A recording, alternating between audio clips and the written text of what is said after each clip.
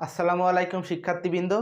আজকে আমরা দেখতে যাচ্ছি ছোট্ট একটি ট্রিক্স কিভাবে অ্যালডিহাইডের একটি ছোট সংকেত বের করা যায়। তো আমরা আজকে ইথানলের সংকেত বের করব। ইথানলের সংকেত বের করতে হলে আমাদেরকে একটি অ্যাপ্লাই করতে হবে সূত্র। এটা হচ্ছে CnH2n ও। এই সূত্রের সাহায্যে আমরা n এর মান 2 বসালে পাবো C2H4O।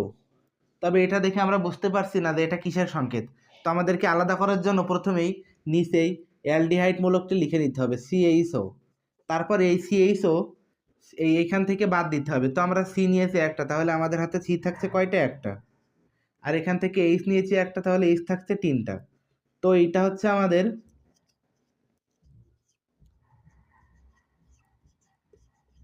ইথানলের সংকেত। তো এরকম আরও সুন্দর সুন্দর ভিডিও পেতে আমাদের কমেন্ট বক্সে দেওয়া লিঙ্কে ক্লিক করে ক্লাসগুলো করুন। সবাইকে ধন্যবাদ।